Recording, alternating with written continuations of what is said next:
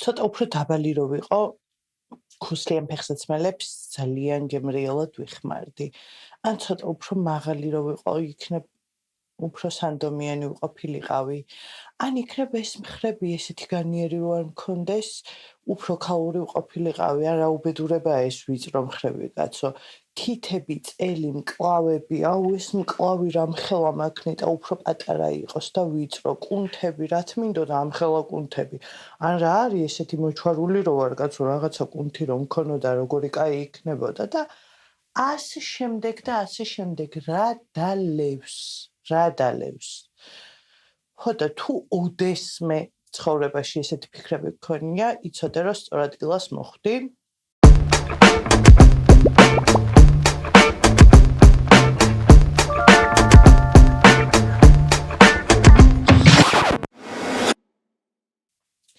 გამარჯობა, მე სოფო ვარ და ეს ჩემი პოდკასტის მეხუთე ეპიზოდია.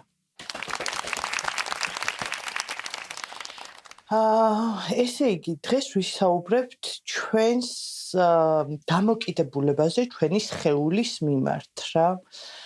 და ისევ მაგ თემას გავაგრძელებ, რითიც დავიწყე, რომ აი რამდენი ფიქრი შეიძლება ადამიანს მოგივიდეს თავში, რომ ამ თვას ვერაფერს ვერ უხერხებს, სულ გაპუწული მაქვს, ეს კანი კიდე სულ ხან პრიშიკი მაქვს, ხან ის მაქვს, ხან ეს მაქვს, ხან აკნე მაქვს, ეს კბილები, ეს თითები, ეს ფრჩხილები, აი უთვალავი, ხმარ მომწონს ჩემი, რანაირად ვიცინი, რანაირად დავდივარ და ასე შემდეგ.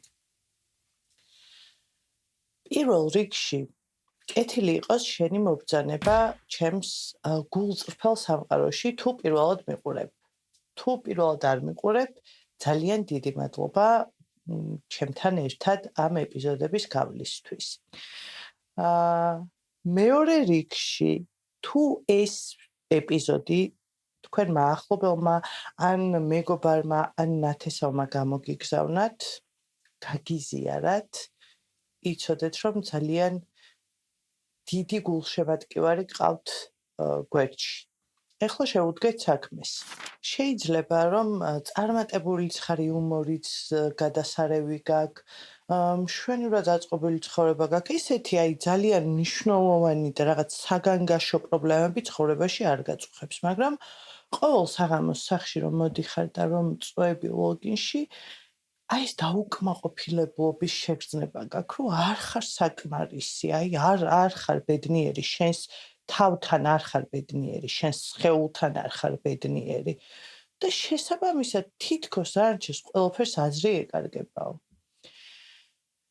და მოდი ახლა განვიხილოთ საერთოდ რატომ ხდება ეს, რამდენად ხშირია, რა კარგად დგას ხო? რამდენად ხშირია, ან იშვიათია, რა შეიძლება ამას მოუხერხოთ და რას ამბობენ ამაზე ფსიქოლოგები თუ მეცნიერები.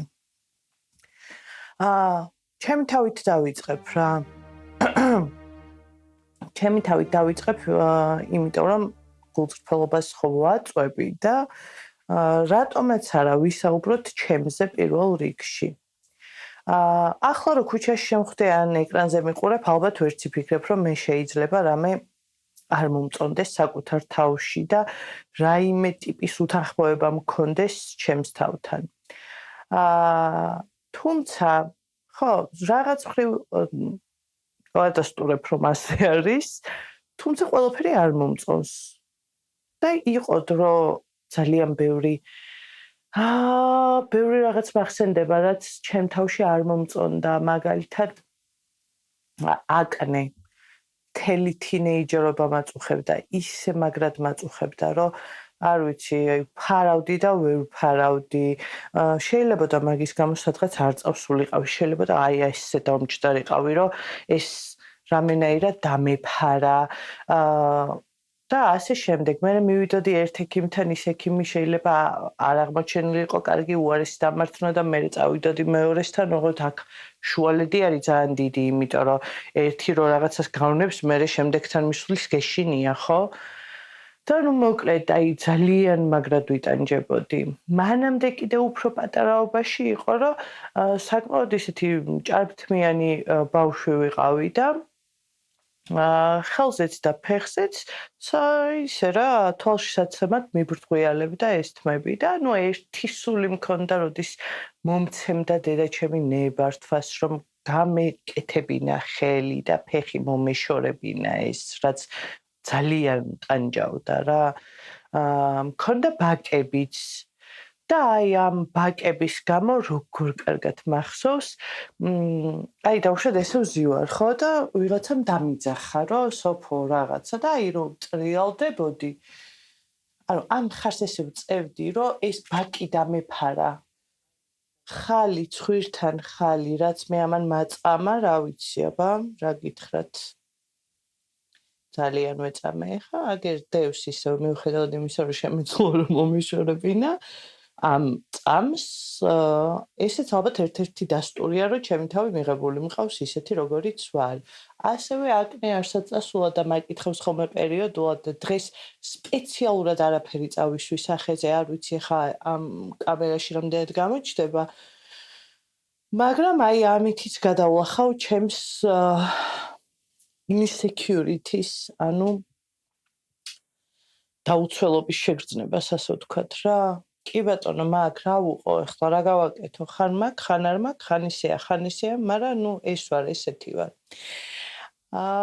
ხო და აი 1000 რაღაც შეგვიძლია რომ ჩამოვთვალოთ და 1000 რაღაცა შეგვიძლია რომ შევეხოთ და საბოლოო ჯამში რატომ ხდება ესე რატომ ხდება ესე რომ ჩვენი თავის განსჯაში გაგვყავს მთელი ცხოვრება პრაქტიკულად რომ ეხა ეს არ მივარგა ეს გავასწორო საცურაო კოსტიუმს ვერ ჩავიცვა მაუზე ვერ წავალ იმას ვერ ვიზავ ამას ვერ ვიზავ ხალხში ვერ გავა აი ძალიან ბევრი რაღაც შეიძლება იყოს და რატო გვემართება ესე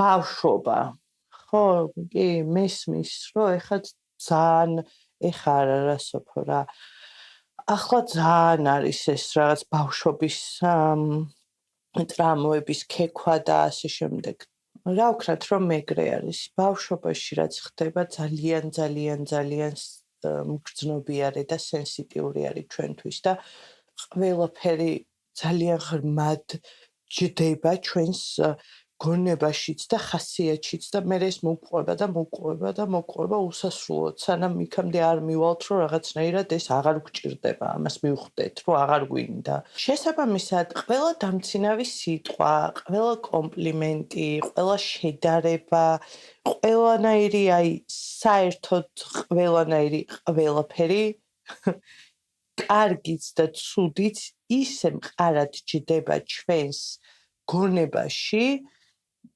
მერე უკვე გადაიქცევა დაჯერებებში რომ აი მე არ ვარ საკმარის მე აი რა ვქნათ ახლა რომ არ ვიცი ძალიან სასაცილო იყო აი რატომ მახსოვს ახლა ძალიან ცოტა რაღაცა მახსოვს ბავშვობიდან რა ანუ ეს ყველაფერი არ მახსოვს მაგრამ აი ესეც კი მახსოვს რომ მეგობარი ბიჭი მყავდა ერთი რომელიც იძახის რომ იდეალური ფეხებიო იცითო როგორიაო თურმეო აი ესეო ფეხებსო რომ მიატყუპებო და სამი ცალი ხრელი რო გამოდისო ფეხებს შორის ეგ არის იდეალური ფეხებიო იქვე არაფერი არ მიცდია მაგრამ სახში წამოვედი სარკესთან დავდექი და შევატყუპე და არ მქონდა სამი ხრელი ფეხებს შორის ანუ ეს რა არ ვიცი რამდენად სწორად ვამბობ ორი ძლივს იყო და მეთქი всё დავიღუპე არ მაქვს იდეალური ფეხები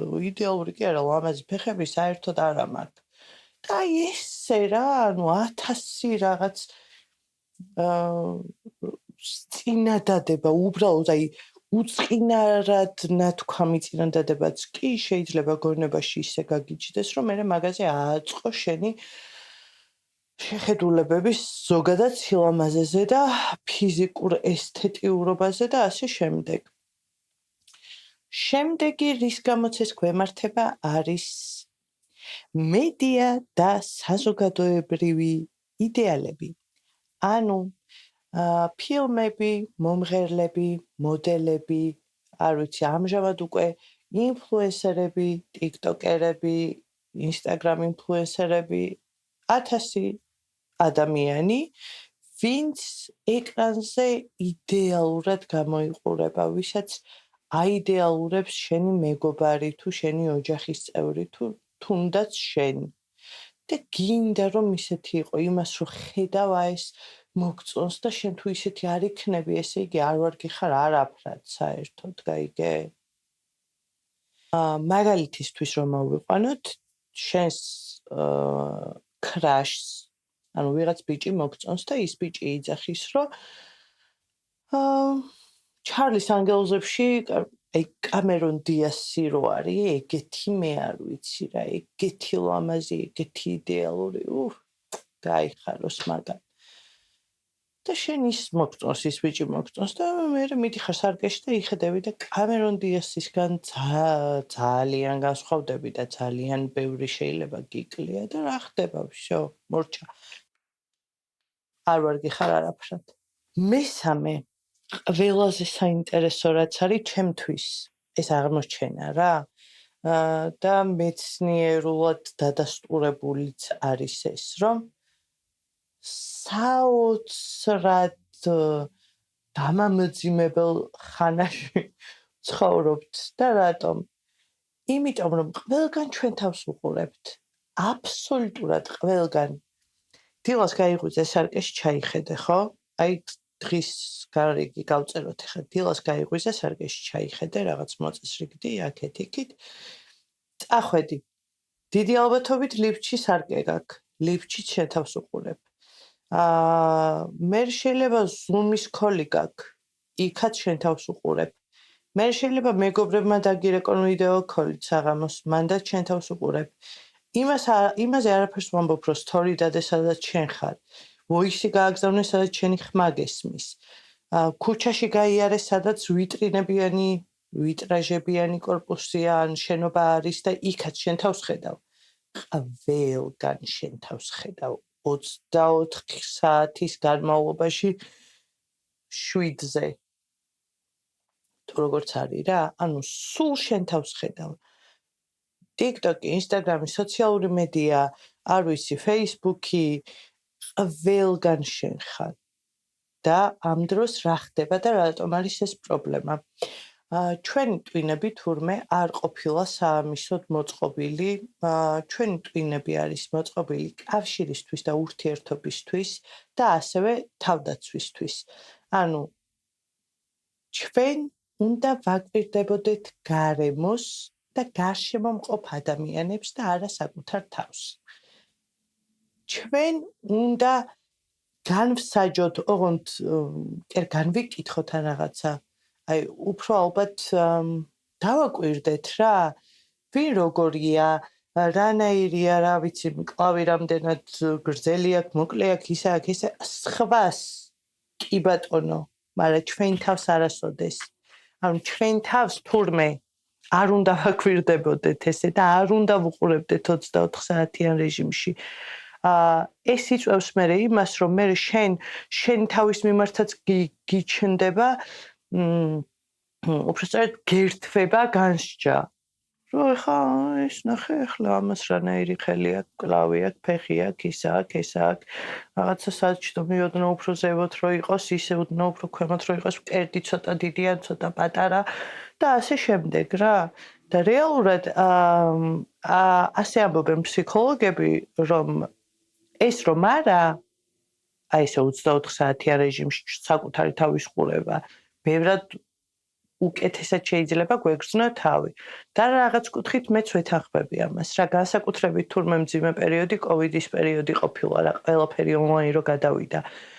არაფერი არსებობდა დედამიწაზე, სადაც პირდაპირი ესე კავშირით რამეს გააკეთებდი და ყველგან და ყველაფერში შენ თავს ხედავდი. პლუს ბონუსად. ხო, ეს ყოფილა და ნუ მეოთხე, რომელიც იდეაში მეოთხე ნაკლებად არის, უბრალოდ აი ამ ყველაფერს კიდე თან ერთვის სილამაზის ინდუსტრია.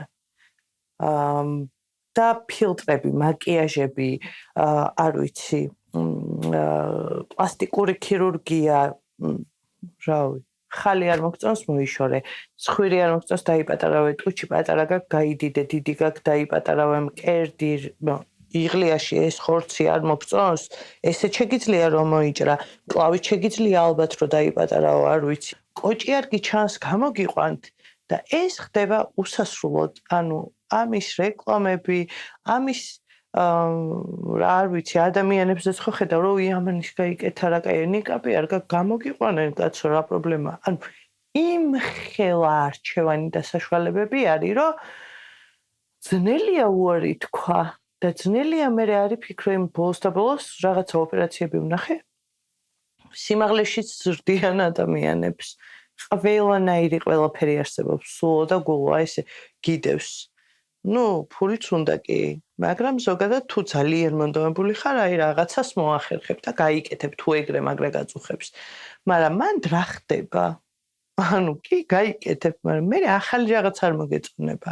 მე კიდე რაღაც არ მოგეწონება, კიდე რაღაც არ მოგეწონება. ასე უსასრულოდ შეიძლება შენი თავის შესწორებას შელიო მთელი ცხოვრება და მაინც ბოლომდე კმაყოფილი არ იყო და ამასობაში უბრალოდ ელემენტარული სიამოვნებები ვერ მიიღო ცხოვრებისგან, რაც გვერდზე გრჩება რა. ახლა რა ვქნათ, რა გამოსავალს გთავაზობთ მე, რომელიც არც ფსიქოლოგი ვარ, არც კოუჩი ვარ, არც მეცნიერი ვარ, არც ნუტრიციოლოგი ვარ, არც არაფერი, უბრალოდ სოფო ვარ და უბრალოდ ჩემ მოსაზრებას და ისტორიებს გიზიარებთ. და მინდა რომ ცოტა მაინც რაღაცნაირად мотивация მოგცეთ რა, რომ თქვენერი ადამიანი აქ გზის და რაღაცებს გელაპარაკებათ ეკრანიდან და მასაც გაუვლია თურმე ესეთი რაღაცეები და თურმე მარტო არ ხართ, ვისაც საკუთარი თავი შეიძლება არ მოწონდეს. მე უბრალოდ ერთი ძალიან დიდი ბონუსი ის მაქვს, რომ ოჯახის წევრებისგან სულ ყოველთვის მქონდა მხარდაჭერა. ვიცნობ ადამიანებს, ვისაც ეგეც არ ქონდათ და წარმოდგენაც კი მიჭირს რა რთულია, როცა არ ვიცი, ოჯახშიც არ ხარ საკმარისი. ძალიან რთულია ალბათ. გარეთ არ ხარ საკმარისი, ოჯახში არ ხარ საკმარისი, არ ვიცი, სამსახურში ვიღაცა რაღაცას გეტყვის, სკოლაში ვიღაცა რაღაცას გეტყვის, უნივერსიტეტში ვიღაცა რაღაცას გეტყვის და ძალიან ძნელია რა, ძალიან ძნელია. მაგრამ აი გამოსავალზე ვისაუბროთ ახლა. სად ვხედავ გამოსავალს მე, რიგითი სოფო, დავიწყოთ პირველი არის ის, რომ ცოტა ნაკლები დრო დავუთმოთ სოციალურ ქსელებს, unfollow, ანუ მოკლედ აღარ გამოვიწეროთ ალბათ ისეთი ინფლუენსერები, მოდელები თუ ცნობადი სახეები, ვინც არ არის ნაღდი და ავთენტური და გვიბიძგებს იმისკენ, რომ უნაკლოები ვიყოთ და თვითონაც ასე წარმოაჩენს თავს, ანუ გინდა არ გინდა, მაინც მოქმედებს, მე იმათ არაფერს არ ვერჩი. უბრალოდ გინდა არ გინდა ამას, რომ უყურებ 24 საათიან რეჟიმში, გიჩნდება შეგრძნება, რომ შენ არ ხარ საკმარისად კარგი და ის არის საკმარისად კარგი და ის ზუსტად ისეთი უნდა იყო, რომ შენც კარგი იყო და არ არის ესე. არანაირად არ არის ესე და როგორიც ხარ, ეგეთი ხარ კარგი. მე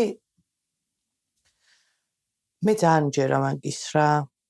ძალიან ბევრი შემილია რომ ეხლა ვილაპარაკო მაგ თემაზე და შემიძლია ჩემი გადმოსახედიდან, არ ვიცი, თითოეული ჩემი ახლობელი და მეგობარი ძალიან კარგი და ძალიან საკმარისი, ლამაზი და არ ვიცი, ძლიერი და მაგარი არის რა, ყველა. ანუ უფრო ადამიანობით განსჯი მე მაგალითად ვიდრე ვიზუალურად რა. და საბოლოო ჯამში მგონია, რომ ეგ ეგრეც არის ყველასთვის. აბსოლუტურად ყველასთვის. მარტო ჩვენთვის არ არის ეგ ეგრე. როცა ჩვენ თავზე ფიქრობთ და ვლაპარაკობთ და როცა ჩვენ თავს ვუყურებთ. მარტო ჩვენთვის არ არის ეგრე. თორე დიდად არავის არ ადარდებს რამხელა მკლავი გაქვს და რამხელა მუცელი გაქვს, როცა აუზზე საცურაო კოსტუმით გადიხარ. და ვისაც ადარდებს ის ადამიანი სავარაუდოდ დიდი ალბათობით თვითონ იტანჯება კიდევ უფრო უარესი რაღაცეებით და ამიტომ უბრალოდ შევეშვათ რა, აი ერთგულს შევშვ მეორედან გამოუშვი ეს ვარიანტია. ძნელია ვიცი და მეც დიდი დრო დამჭირდა აქამდე მოსასვლელად, მაგრამ მოვახერხე. შემდეგი რაც შეიძლება რომ გაკეთდეს, ანუ მეორე არის რომ უკან დაბრუნდე. ანუ თუნდაც აი მაგალითად ავიღოთ ესეთი რაღაც, რომ ძალიან არ მოგწონს შენი ფეხები.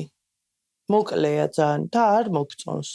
აი არ გინდა ნეტა ღმერთო, ნეტა მაღალი ფეხი გქონოდა. კაი, მოდი ხა დავბრუნდეთ იქ, სადაც პირველად გაიგე, რომ მოკლე ფეხი გაქვს და რომ ეს არის საშინელება. აი იქ უნდა დაბრუნდე და აი ეს თავიდან უნდა გამოიარო, ანუ რომელმა სიტყვამ დაგარწმუნა, რომ ასეთი არ უნდა ყოფილიყავი, რომ ასეთი ხარ არასრულფასოვანი, ნაკლული და არ ვარგი ხარ. ვისი სიტყვები იყო, რა სიტყვები იყო და რატომ მოქმედებს ეს ესე შენზე. და ნუ მე ამ პროცესს უნდა მიყვე და მიყვე. ეს ხო არ არის ის, რომ დაიბადე იმ შეგნებით და შეხედულებით, რომ შენ მოკლე ფეხი გაქვს და საშინელებაა. ეს ხო მისწავლე. ანუ ვიღაცამ ეს შეხედულებები არის დასწავლილი და რადგან დასწავლილი არის, ძალიან მარტივად არ შეიძლება, მაგრამ ძალიან რეალურია, რომ გადაისწავლო. ანუ როგორც ისწავლე, ისე გადაისწავლო. ხო? ხო და ამიტომ ვფიქრობ, რომ მონდომება ამთავარი და კი ძალიან ძნელია, მაგრამ მიღწევადი არის ნამდვილად. მესამე წავიკითხე, რომ არის აფირმაციაო. ოღონდ აფირმაცია არ უნდა იყოს ყალბი, რომ შენ თუ არ თვლი რომ ლამაზი ხარ, ყოველდღიურად გაიღვიძო და შენ თავს უთხრა, რომ მე ვარ საკმარისად ლამაზი. არა. ანუ აფირმაციაში უნდა იყოს დაახლოებით ასეთი შინაარსი, რომ შენ როგორიც ხარ საკმარისი და შენს თავს ასეც იღებ. არ განსჯი. ანუ მაგალითად სიყვარულს იმიტომ კი არ იმსახურებ, რომ რომელიმე სტანდარტში ეტევი და ჯდები. არამედ იმიტომ, რომ თავისთავად ისედაც საკმარისი ხარ და ისედაც სრულფასოვანი ხარ და ამას იმსახურ. აი რაღაცა ესეთი შინაარსით რა, რომ იმიტომ რომ უბრალოდ არსებობ. მაგიტომაც იმსახურებ სიყვარულს, რომ უბრალოდ ხარ. ამ შინაარსით და ეს ცოტა არ ვიცი, ახლა რამდენად რეალური არის, მე ჩემი თავიდან გამომდინარე რომ იმშეო გამიჭირდებოდა საკმაოდ ამითი რომ დამეწყო. და ეხლაც ეს აფირმაციებს ცოტა ვერ ვუდებ გულს, თუმცა მუშაობს ვიცი და კარგ საქმესაც აკეთებს ვიცი და თუ შეგიძლიათ აუცილებლად უნდა გააკეთოთ. და ბოლო რაც მე მგონია რომ მე მაგან მიშველა. მე მიყვარს ცხოვრება და მე მიყვარს სიცოცხლე. შესაბამისად არ მინდა რომ ჩემმა კომპლექსებმა, ასე ვთქვათ, ხელი შემიშალოს სრულფასოვან ცხოვრებაში. ანუ არ მაინტერესებს საცურაო კოსტუმში როგორ გამოვიყურები. მინდა რომ აუზზე წავიდე, წყალში ვიჭყუმპალავო, მზეს მივეფიცხო და ვისია მონო ამითი. და ამას ჩემ თავს არ მოვაკლებ იმის გამო, რომ დაუშვა ზურგზე მაგ აკნე. არ მოვაკლებ ამის გამო ჩემ თავს. ანუ რაღაცეები იმდენად ჩემთვის უფრო მეტად მნიშვნელოვანია, ვიდრე ის როგორ გამოვიყურები და რანაირი ხმა მაქვს თუ რანაირი სიცილი მაქვს, რომ ჩემ და უნებურად აი ესე ავიღე და გადავდე. აი ესე ავიღე ეს ყველაფერი, ეს ულამაზესი ბუკეტი, თაიგული და გადავდე. და კაია ეხლა ცხოვრება. იმიტომ რომ შენ სანამ ამ რაღაცეებს დასდევრო, ეხა ის გაისწორო, ეს გამოისწორო, ახლა ეს ამაში როგორ გამოიყურები, იმაში როგორ გამოიყურები, ძალიან გცხელა, მაგრამ ვერ ჩაიცვამ ასეც, იმიტომ რომ კლავი გაქვს დიდი და რა უნდა ქნა? აჰა. რა ვქნათ ეხლა? რა გავაკეთოთ? ხოდა მოდი ეხლა დაიწყე.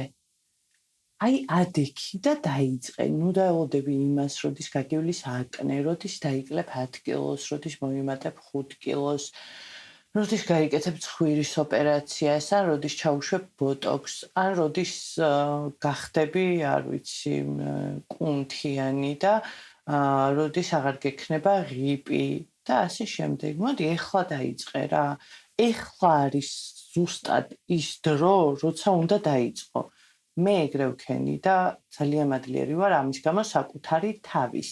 შენც იგივეს გირჩევ, იმიტომ რომ სანამ შენ ამას ელოდები და საკუთარი თავის მოლოდინში ხარ, ცხოვრება გადის და ისე გადის, რომ უკან მოხედვასაც ვერ მოასწრებ. და ყველაზე საინტერესო რა არის, იცით? ძალიან მინდა სამწუხაროდ ბებია-ბაბუები არ მყავს ცოცხალი, მაგრამ ძალიან დიდი სიამოვნებით ვკითხავდი აი ასაკოვან ადამიანს, ქალს ან კაცს, სულ ერთია, კაცებსაც აქვთ მილიონი კომპლექსი, ასე ვთქვათ, და ქალებსაც, ხო? კითხავდი, რომ აი რა დაგრჩა ცხოვრებაში, ანუ რა იყო შენთვის ყველაზე მნიშვნელოვანი და რას ისურვებდი, რომ აი რას დაამატებდი შენ ცხოვრებას, რა რითი იყო არასრულფასოვანი. არ მგონია, აი ძალიან მეეჭვება, რომ რომელიმე მთქვას, რომ უფრო ლამაზი მკერდი რომ მქონოდა, ბევრად კარგი იქნებოდა ჩემი ცხოვრება. ან ცოტა უფრო წვრილი, წვივი რომ მქონოდა, უბედნიერესი ცხოვრება მექნებოდა და ეხლა ეს წვივი რომ აქვს, ამიტომ ვერ ვიცხოვრე კარგად რა ვქნათ. არ მგონია, რომ ვინმემ ანუ უფროსმა თაობამ 70-80 წლის ადამიანმა ეგ თქვას. არ შეიძლება უცდები, მაგრამ აი ეგეთი ასოციაცია და შეგრძნება მაქვს, რომ ალბათ მაგასაკში მით უმეტეს უფრო ნათელია რა არის უფრო მნიშვნელოვანი ვიდრე ჩვენი ფიზიკურობა, ხმა, სიცილი, მიხრა-მოხრა, სიარულის მანერა თუ რა.